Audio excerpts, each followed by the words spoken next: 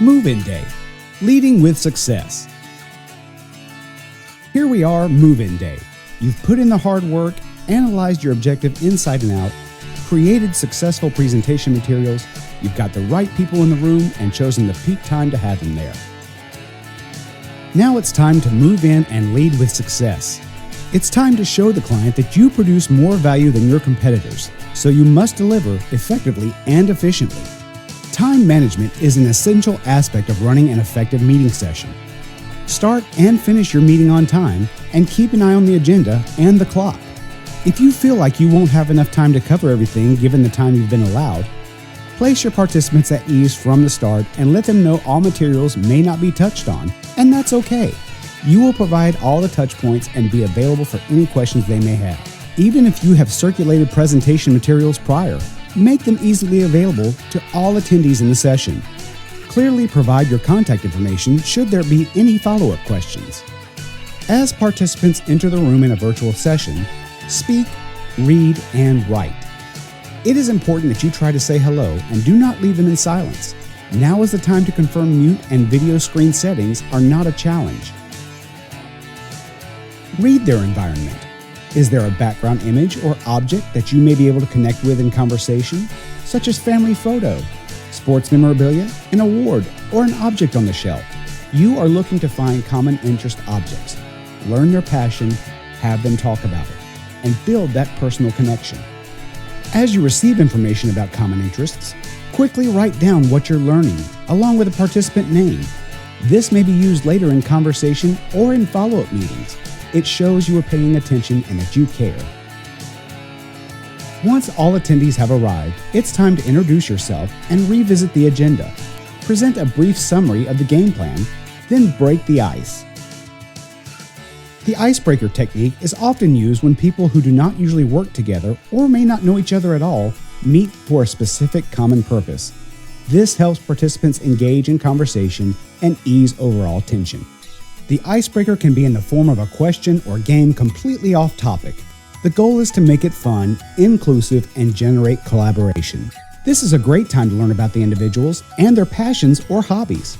Remember to pay attention and quickly write down what you are learning if you see an opportunity. Once the icebreaker is complete, now is a good time to lay down the ground rules and guide the discussion. Guiding the discussion and managing disruptions are probably the most challenging parts of running a meeting, especially if you are not the most senior person in the room. Your role is to keep the discussion focused so that you can meet the objectives. It helps to establish ground rules relevant to the need, such as, I encourage you all to participate with constructive feedback. Let's make sure to remain respectful and professional with your peers. With the limited time, let's focus on the materials, and then I'll be glad to answer any questions you may have. By politely discussing the ground rules, you've indirectly claimed leadership and clearly defined expectations. A helpful technique for guiding a discussion is to capture important points on a board or virtual layout and mark them as subsequent agenda points or flag them for a follow-up meeting. For example, you might say, "That's a great point. Let me capture that idea on the board for our next meeting so we can really brainstorm that together."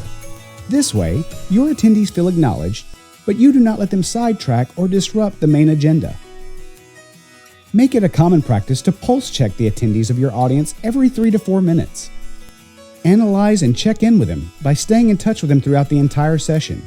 Maintain and sustain their interest with engagement during the entire conversation. This may be done through a variety of very subtle ways. Making eye contact with your audience has 2 major benefits. If the audience sees your eyes scanning their faces, they will immediately feel more engaged with you. Also, you will be able to gauge how they are feeling by what their eyes are doing. If they are making eye contact with you and nodding, they are probably on board with what you are saying. If they are not making eye contact while frowning or with raised skeptical eyebrows, then you might have to adjust what you are saying or add in extra supporting information. Read the facial expressions. Start with the basics. Are they smiling or do they have a neutral expression? If so, things are probably going well. Are they frowning? Are their eyebrows gathered? Are they pursing their lips? These might be negative and you may have to adjust. Be on the lookout for micro expressions such as glimmer of a smile, quickly raised eyebrows, or even micro frowns, where the lips turn down for a flash, then snap back to neutral. It is extremely difficult to control your micro expressions, so they may be very helpful in telling whether or not your audience is with you. Audience members may signal to you in a variety of different ways using body language to express how they are feeling. Positive body language may be suggested by upright or slightly forward-leaning seating position, slightly friendly facial expressions, gentle nods and shakes of their heads as you make your key points, indicating agreement, hands clasped together or casually laying in their laps, or smiling with an open, receptive body posture.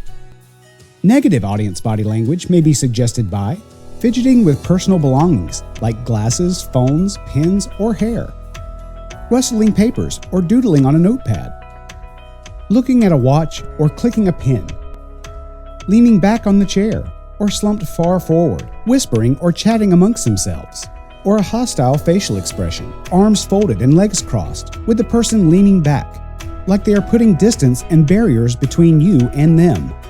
Be careful that you don't focus on one particular gesture or expression, but try and read the body position and expression as a whole.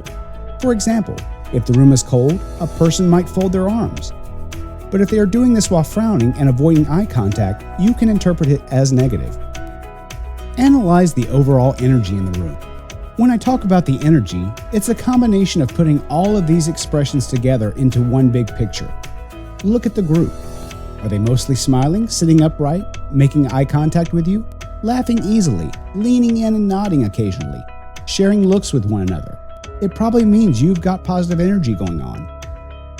Are they mostly slumped back in their chairs, arms folded, not making eye contact with you?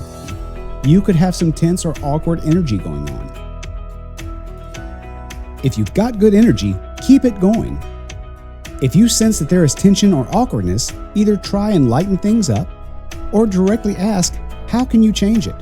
Which brings us directly into the final pulse check tip. Ask them. This is the most surefire way of finding out if your audience is on board with what you are saying. Don't assume you know how your audience feels. Ask them. How you ask can be as simple as asking for a show of hands to the question, does this make sense? The key is to make your moment hold value. No matter what the topic of your agenda, during your time together, be mindful of your speed, both in terms of agenda content as well as your speaking. Don't rush for the sake of trying to cover everything. Relax and smile. Even on a phone call, a smile may be identified in your tone. Fake it till you make it. Imitate confidence, competence, and optimism. Use vocal inflection. Use emphasis on key statements to convey a more precise meaning for your words. Be interested. Get to know what people can do, what they have done, and what they can do better than anyone else. Provide regular constructive feedback. To help people be the best they can be, get in the habit of providing feedback regularly. They will become even more valuable to you when they are consistently refining, improving, and building new skills. Invest in them. Know what they need to succeed and give them the time and resources they need to do it. Set clear, measurable expectations. For people to succeed, they need a clear understanding of what you need them to do and how success will be measured. Make time for them. You are busy and maybe you manage a very large group. That makes it hard for you to devote time to each individual, yet it's essential for them to know that you have their back. Acknowledge them publicly. To deliver even greater value, acknowledge them in meetings in front of their peers and in front of senior leaders that they are looking to impress. Give them an opportunity to use their superpowers. We all love doing things we are great at, and sometimes the nature of our business doesn't take advantage of that. Yet when we are doing things at which we excel, we are delivering exceptional value while feeling fulfilled. As you hold your session, make sure you take notes throughout the meeting. It can help to have a copy of your presentation so that you may capture the main discussion points as they come up. Give spotlight credit to the group with great ideas or input, as this builds team confidence and a personal appreciation. As the session comes to an end, Now is a good moment to revisit your contact information for those that may have questions. And present your closing statements with the feeling of, "I'm coming back soon," or "We're in this together," versus the feeling of goodbye. You don't want to inadvertently leave your attendees with the feeling of your time together has come to an end, but on the contrary, it's just beginning. You are involved now to see that they obtain their vision and definition of success.